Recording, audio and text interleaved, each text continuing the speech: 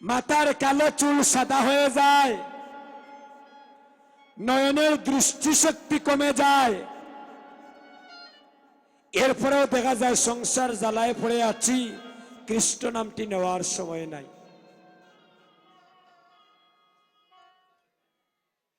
এত কিছু সংসারের কাজ করতে পারি, 5টা মিনিট কি গোবিন্দকে সময় দেওয়ার সময় বার করতে পারি না? আর মানব জন্ম হবে না, এই তোরে ভাই শেষ মানব জন্ম। অনেকে বলেন মানব জন্ম বারবার হয় না, না, 84 লক্ষ জুনি করিয়া ভ্রমণ, তারপর পেয়েছি আমরা সবাই দুর্লভ স্বাদের মানব জন্ম। হরি হরি বল। এই আসরে যারা আছেন কেউ অস্বীকার করে যেতে পারবেন না, এই মানব জন্ম পাওয়ার আগে আমরা সবাই 84 লক্ষ জুনি ভ্রমণ করেছি।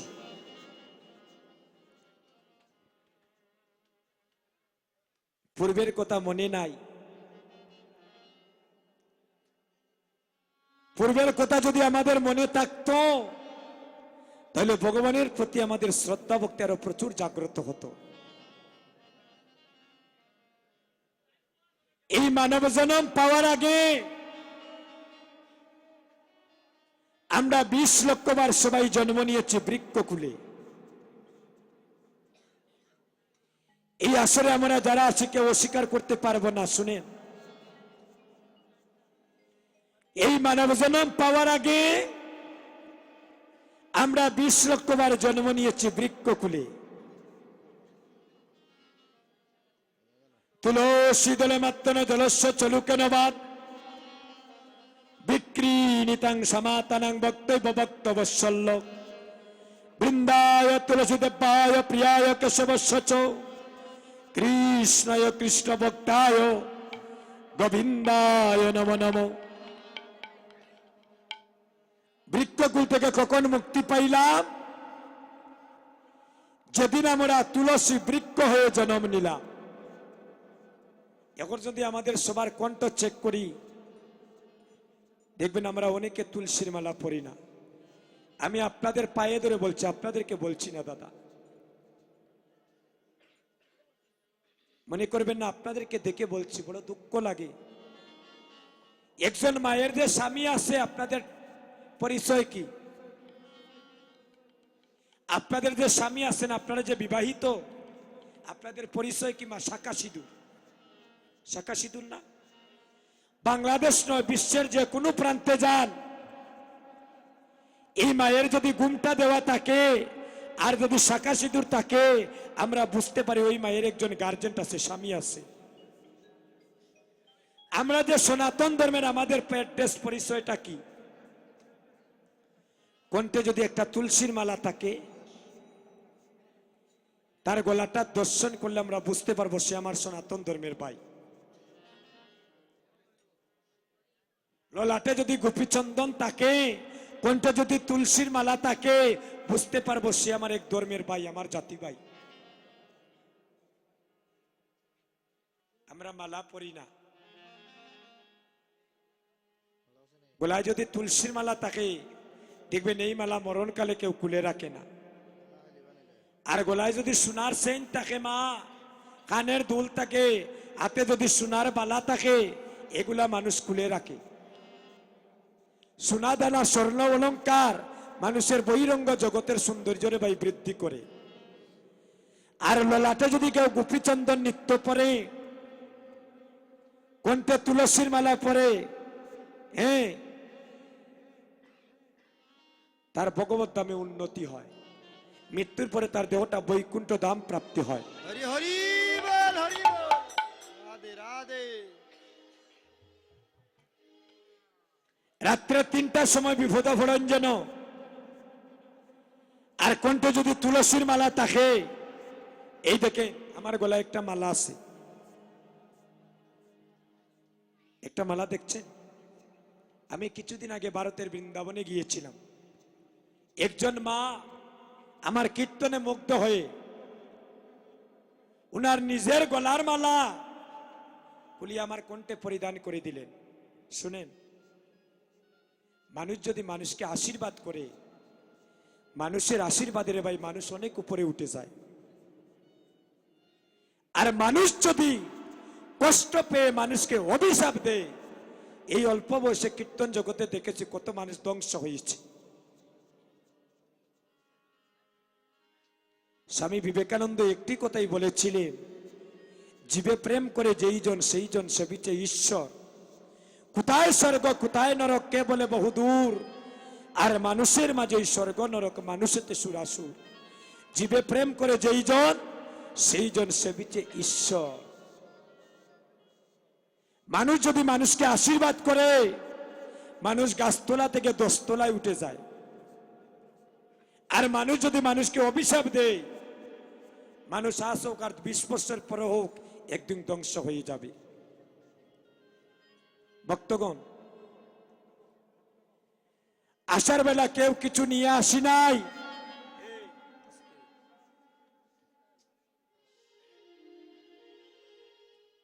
আর এই জগৎ থেকে যাবার পেলে আমরা কেউ কিছু নিয়ে যেতে পারবো না। এখানে অনেকের বাবা নাই, অনেকের মা নাই, অনেকের ভাই নাই, অনেকের সহধর্মী নাই। সবাই সবাইকে ছেড়ে চলে যাচ্ছে। কেউ 1 বছর পরে যাব, কেউ 2 দিন পরে যাব। যেতে হবে। জন্ম যখন হয়েছে মৃত্যু একদিন হবেই। কেউ জগতে চিরস্থায়ী নয়। কি দল লইয়া যাইতাম, ববে আসা যাওয়া যে যন্ত্রণা আমি জানলে ববে আর আসতাম না। এই কথা কখন বলি? যখন সংসার জ্বালায় জ্বলিয়া মরি। গুছা করিয়া কোন সময় কইলেন ঠাকুর ওখান যদি আমার নিতাই গিরে বা কেন কই ঠাকুরের লোকে গুছা করি কইনি। ছেলে মেয়ে পাইয়া স্ত্রী পাইয়াও সুখী নাই, সংসার জ্বালায় জর্জরিত। মনরে শিমুলের ফুল দেখতে ভালো, বাহির লাল তার ভিতর কালো। আমি আগে জানি না, আমি না জানিয়া খাইলাম সেই ফুল, এখন বিষের জ্বালায় প্রাণ বাসে না। মনে করেছিলাম সংসারই সুখ, স্ত্রী আমার সুখ, আমার সন্তান আমার সুখ। শেষের দিনে দেখা যায় সন্তান লাথি মেরে ঘর থেকে বাহির করে দিচ্ছে। যে স্ত্রীকে সন্তানকে আপন মনে করছেন, এরাই একদিন দেখা যায় যখন আপনার ইনকাম বন্ধ হয়ে গিয়েছে, আগের মতো আর ভালোবাসে না। যখন দোকানে ব্যবসা ভালো হইতো, ব্যাগ ভরিয়া বাড়িতে নিছেন, খুব ভালো পাইতো সবাই। এখন ব্যবসা শেষ, দেহটা অচল হয়ে গেছে, সেলো কইব এখন সে মরে না কেন। এই জগতে কেউ আপন নয়, গোবিন্দ বিনে। 20 লক্ষবার জন্ম নিলাম বৃক্ষ কুলে, মুক্তি পাইলাম যেদিন তুলসী বৃক্ষ হয়ে জন্ম নিলাম। এই তুলসী পত্রটা যেদিন ভগবানের সেবা কাজে লাগলো, মাগো ডাক্তার ইঞ্জিনিয়ার বানাইন কোনো দুঃখ নাই, একটু ছেলে মেয়েরে ঠাকুর ঘরে ফাটাইন যেন সকালবেলা আর সন্ধ্যাবেলা। মোবাইল দেখার সময় বা করতে পারই, ব্রাজিল আর্জেন্টিনার খেলা দেখার সময় বা করতাম পারি, পাশের গ্রামে বিবাহ অনুষ্ঠানে যাইতে সময় বা করতে পারি, স্কুলে যাওয়ার সময় বা করতে পারি, স্নানে যাওয়ার সময় করতে পারি, ঘুমানোর সময় বার করতে পারি, বন্ধুদের সাথে আড্ডা দেওয়ার সময় বার করতে পারি। আর ঠাকুর ঘরে গিয়ে একটা ভক্তি দেওয়ার কিটা সময় বা করতাম পারি না? হ্যাঁ, লজ্জার বিষয়। মাসে 2টা একাদশী ডাকি না, খালি ভগবান আমারে হতা দেওয়ার হতা দেও। চাইতে চাইতে চাওয়ার শেষ নাই। একটা দিন গোবিন্দরে কই না তুমি কেমন আছো, খালি আমার ছেলেরে ভালো রাখিও, আমার মেয়েরে ভালো রাখিও, আমারে ভালো রাখিও। একটা দিন তার কইলাম না ঠাকুর তুমিও ভালো থাকিও, আমারও ভালো রাখিও। ভক্তগণ দেখেন মানব জন্মটা কেমন করে পাইলাম, কত কষ্ট করে। এই জন্মটা যেন কারো বিফলে না যায়। যেদিন তুলসী বৃক্ষ হয়ে জন্ম নিলাম, আর তুলসী পত্রটা যেদিন ভগবানের সেবা কাজে লাগলো, সেদিন আমরা বৃক্ষ কুল থেকে মুক্তি লাভ করলাম। তো চলে গেল 20 লক্ষ। 9 লক্ষবার জন্ম নিয়েছি সবাই জলজ প্রাণীতে। জলের মধ্যে যত ধরনের প্রাণী, এগুলোর মধ্যে আমরা সবাই 9 লক্ষবার জন্ম নিয়েছি। মুক্তি পাইছি কখন? ও মায়েরা, আপনারা বাড়িতে ঠাকুরকে সেবা দেন। আমরা তো অনেকে স্কুল কলেজে ব্যবসা প্রতিষ্ঠানে থাকি, সন্ধ্যাবেলা ঠাকুরকে দিতে পারি না। ঠাকুর করে শঙ্খ রাখেন না, শঙ্খ জল দেন। যে এই শঙ্করূপে যেদিন জন্ম নিলাম, সেদিন আমরা সবাই প্রাণীকুল থেকে মুক্তি লাভ করলাম। 20 চলে গেল 29, 11 লক্ষ বারে জন্ম নিলাম পোকামাকড়ে কৃমিকুলে। যেদিন মৌমাছি রূপে ধরাধামে জন্ম নিলাম, আর মৌমাছি দেখবেন মধু সঞ্চয় করে, আর ওই মধুটা যেদিন ভগবানের সেবা কাজে লাগলো, সেদিন আমরা পোকামাকড়ে কৃমিকুল থেকে মুক্তি লাভ করলাম। 30 লক্ষ বারে জন্ম নিয়েছি পশুকুলে। চিন্তা করতেনি দাদা, হরি বল। একদিন 2 দিন নয়, 30 লক্ষ বার জন্ম নিয়েছি পশুকুলে। কেউ অস্বীকার করে যাইতে পারত না। শাস্ত্রের রেফারেন্স টেনে দেখাতে পারবো।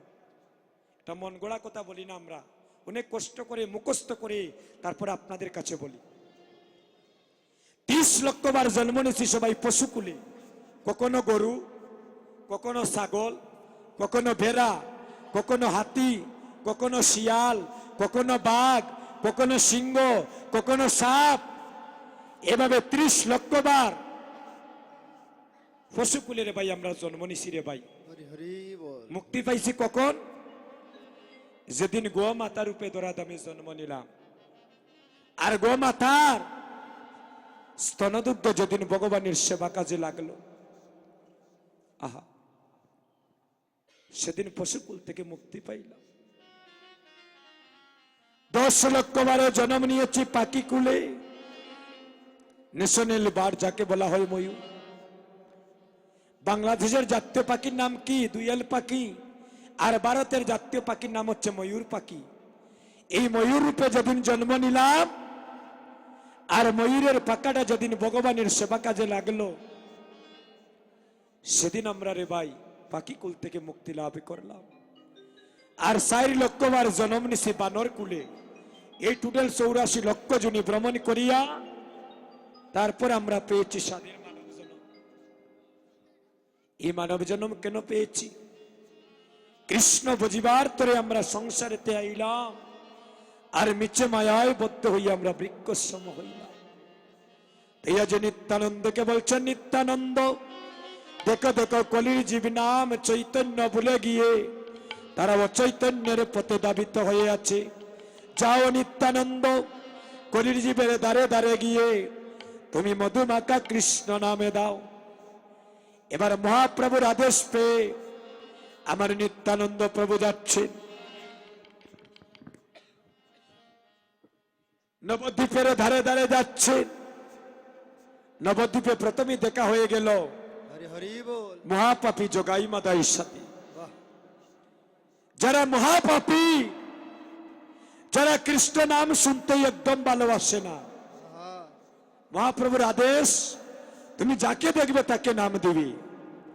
এবার যোগাই মাদাইকে দেখে বলছে, একেবারে বলো রে, একেবারে বলো রে, একেবারে বলো রে, একেবারে বলো রে, মধুমাখা কৃষ্ণ নাম। একেবারে বলো রে, হরে মধুমাখা কৃষ্ণ নাম। একেবারে বলো রে, মধুমাখা কৃষ্ণ নাম।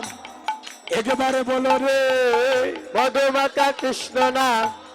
একেবারে বলো রে, ওর মানব জন্মে ধন্য হবে। একেবারে বলো রে, হরে মানব জন্ম ধন্য হবে। একেবারে বলো রে, তোমার পিতা বেজালা দূরে যাবে। একেবারে বলো রে, হরে তবে জ্বালা দূরে যাবে। একেবারে বলো রে, মধুমাখা কৃষ্ণ নাম। একেবারে বলো রে, হরে মধুমাখা কৃষ্ণ নাম। একেবারে বলো রে, একেবারে বলো রে, একবারে বলো রে, একবারে বলো রে, মধুমাখা কৃষ্ণ নাম। একবারে বলো রে, ওই মধুমাখা কৃষ্ণ নাম। একবারে বলো রে, একবারে বলো রে, একবারে বলো রে, একবারে বলো রে, একবার বলো রে, মধুমাখা কৃষ্ণ নাম। একবারে বলো রে, কৃষ্ণ নাম। একবার বলো হরি হরি বল। হরি বল হরি বল হরি বল হরি বল হরি বল হরি বল হরি বল। যখন জগাই মাদাইকে বলছেন একবার কৃষ্ণ নাম নাও, জগাই কয় মাদাই রে ভাই, ভাই এই নবদ্বীপে আমরার নাম নিয়ে সবাই উদ্ধার হয়, হ্যাঁ, আর আমাদেরকে বলে মধুমাকা কৃষ্ণ নাম নিতে। হরি হরি বল। নিত্যানন্দ প্রভু বলছেন দেখো জগাই মাদাই, যে নাম নিলে সকল পাপ তোমাদের বিনাশ হবে। হরি বল। যে নাম নিলে তোমরা প্রভুর চরণ লাভ করিতে পারবে, সেই মধুমাকা কৃষ্ণ নামে নাও। জগাই হয়ে মাদের ভাই এখনো দাঁড়িয়ে আছিস, ওকে একটু ভালো করে নাম দিয়ে দে। এই দেখেন যখন বলছেন ভালো করে একটু নাম দিয়ে দে, একটা কলসি নিয়ে নিত্যানন্দের মাথার মধ্যে তাস করে বাড়ি মেরেছে, জোর জোর করে রক্ত ঝরছে। মহাপ্রভুর আদেশ, কেউ যদি নাম নিতে না চায় তুমি যে করে পারে নাম দিতে হবে। সে ঘৃত পাপী দুরাচার পাষণ্ড যেই হোক, নাম থেকে যেন সে বঞ্চিত না হয়। জরে জরে করে রক্ত ঝরছে। জগাই বলছে যাও এবার নাম দিয়েছি, সরে যাও, আমাদের রাস্তাটা ছেড়ে দাও। নিত্যানন্দ এভাবে দাঁড়িয়েছে, বলছে যতক্ষণ আজকে তোমাদেরকে নাম প্রেম না দিতে পারবো, প্রয়োজন হলে আমার দেহ থেকে প্রাণ চলে যাবে, কিন্তু আমি ছাড়বো না। এবারে করে জুড়ে হাত জুড়ে করে বলছেন, জরি জরি করে রক্ত ঝরছে, বলছেন একেবারে বলো রে, একেবারে বলো রে, একেবারে বলো রে, একেবারে বলো রে, মধুমাকা কৃষ্ণ নাম একেবারে বলো রে। হরে মধুমাকা কৃষ্ণ নাম একেবারে বলো রে, আরে মধুমাকা কৃষ্ণ নাম একেবারে বলো রে। মধুমাকা কৃষ্ণ নাম একেবারে বলো রে। জগাই মাদাইকে বলছে ভাই আমাদেরকে নাম দিচ্ছে, কলসির কানা দিয়ে বাড়ি মারলাম, আবার আমাদের রাস্তা দাঁড়িয়ে আছে, আর জোর জোর করে রক্ত ঝরছে। জগাই মাদাই এভাবে ধাক্কা মেরেছে, নবদ্বীপের মাটিতে লুটিয়ে পড়েছেন নিত্যানন্দ প্রভু। এখন যদি আমি কোনো ভাইকে একটা মন্দ কথা বলি, কইব খালি আসর থাকি নাম, হ্যাঁ, কারণ আমাদের ধৈর্য শক্তি নাই। হরি বল। যদি কই ভাই এত কৃষ্ণ নাম নেও, কইব রে ভাই তা বালা উলা লাগে না। যদি কোনো মা তার সন্তানরে হইন বলে বাবা কালকে থেকে আমরা একাদশী ব্রতটা পালন করবো, কই মা গো ইগুর যন্ত্রণায় ভালো লাগে, কথা দিলাম রাখবো, যখন 12টা হয়ে যাবো দেখা যাইব গন্ডগোল আরম্ভ হয়ে গেছে। মা গেছেন স্নান করা তো টিফে টাফে কাম সারিলে, কারণ আমাদের চঞ্চল মন ভজন যারা করেছে গোবিন্দের সাথে গোপনে গোপনে প্রেম করেছিল, ব্রজের গোপীগণ গোপনে গোপনে ভগবানের সাথে প্রেম করেছিল, তাই তো তারা ভগবানকে যখনই ডাক দিয়েছে তখনই পেয়েছে। নিত্যানন্দ প্রভু এভাবে দাঁড়িয়েছেন, মহাপ্রভু দেখলেন আর যদি কিছুক্ষণের সময় যায়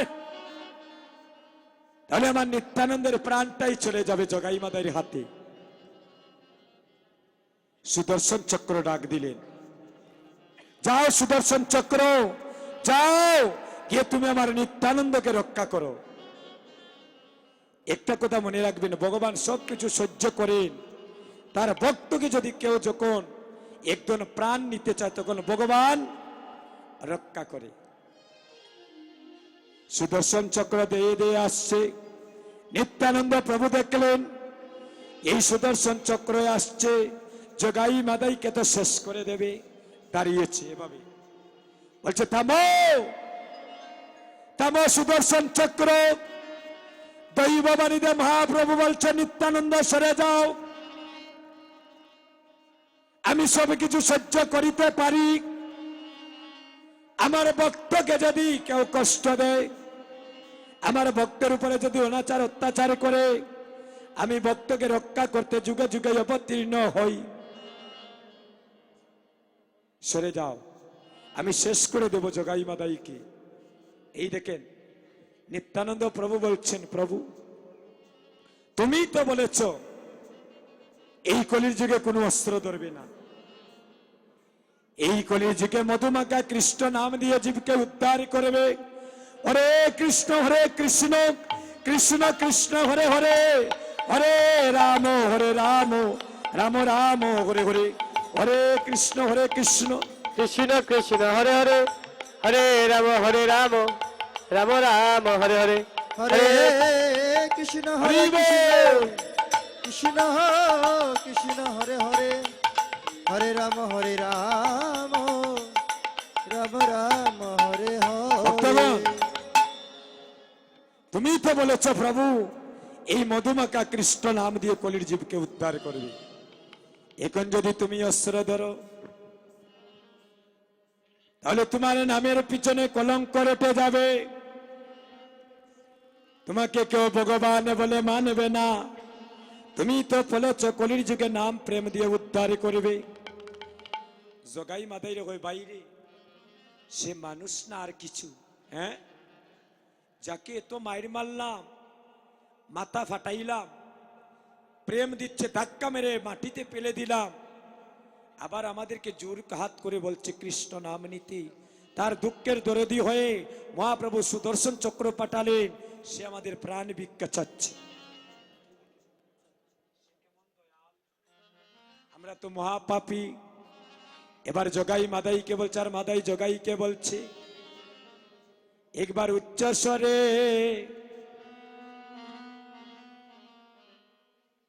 একবার বলে হরি বল। আহা, ও ভাই মাদাই রে,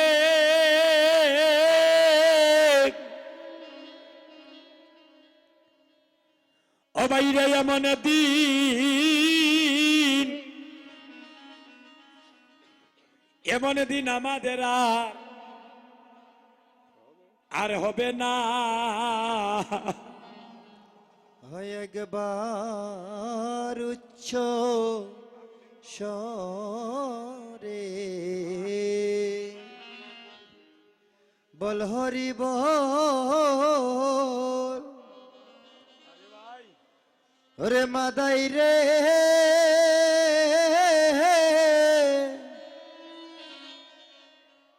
আমাদের মন্দির আর হবে না। একবার উচ্চ স্বরে বল হরি বল। ও ভাই মাদাই রে, ও ভাই রে, এমন দিন আর হবে না। ওই একবার উচ্চ স্বরে গোবিন্দ বল হরি বল, মাদাই রে,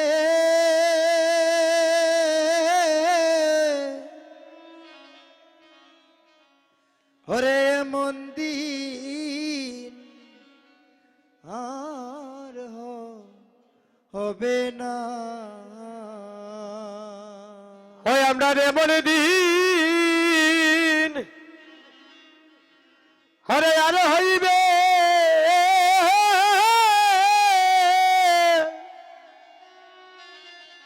হইবে না।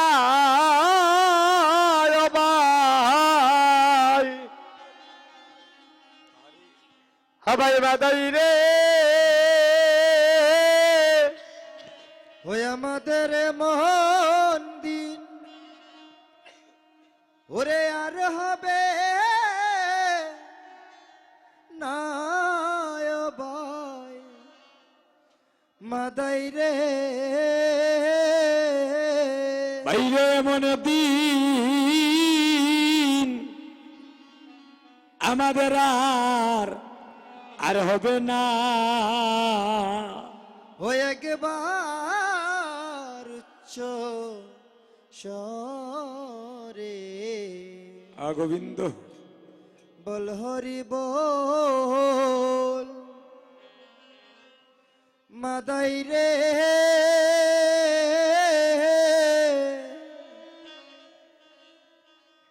ওরে মন্দির আর হবে না আরে শুনেছি ভাই আমরা সোনার সোনা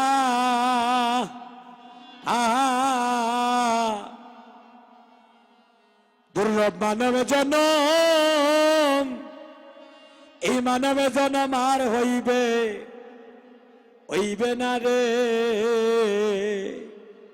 হয় রে শুনেছি আরে ভাই। গোবিন্দ ওরে সোনার সোনা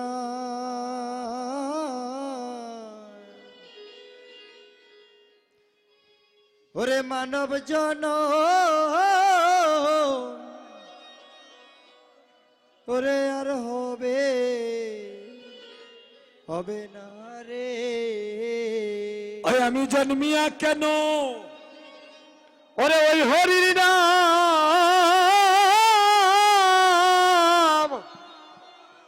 হয় আমি নিলাম না ভাই হাবাই মাদাই রে আমি জন্মিয়া কেন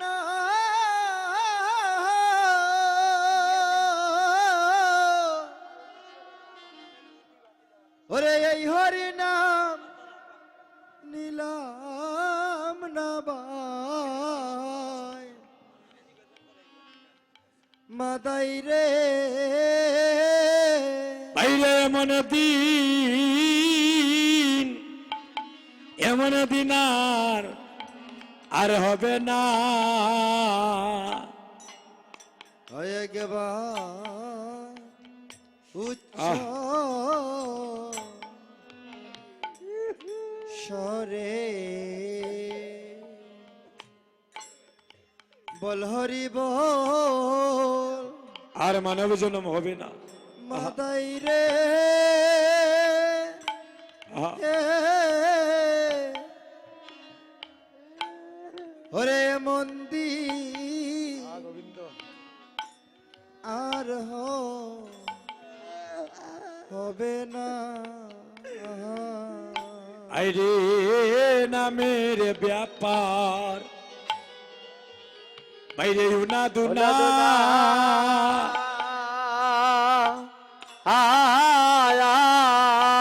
দুহারে বানাইল সোনা ওরে লোহারে বানাইলো সোনা রে আইরে ওরে আইরে নামের ব্যাপার নিতাই গৌর হরি বল উনা দুনা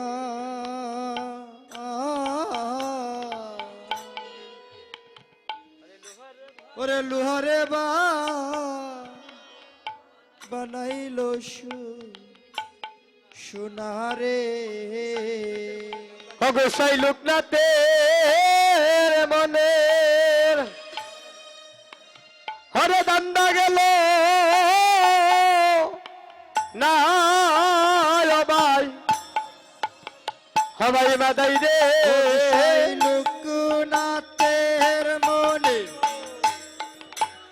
ওরে দান্দা গেল নায় ভাই মাহাদাহিরে অগোসাই লোকনাথে মনের দান্দা গেল না ভাই মাদাই রে গোসাই লোকনাথের মনে দান্দা গেল না ভাই মাহাদাহিরে আরে ও ভাই মাদাই রে আরে ও ভাই মাহাদাহিরে আরে ও ভাই মাদাই রে আরে ও ভাই মাহাদাহিরে গোসাই লোকনাথের মনে দান্দা গেল না ভাই মাদাই রে আরে লোকনাথের মনে দান্দা গেল না ভাই মাহাদাহিরে এবার বেনার হইবে না একবার উচ্চ স্বরে বল হরি বল মাদাই রে এমন দিন আর হবে না।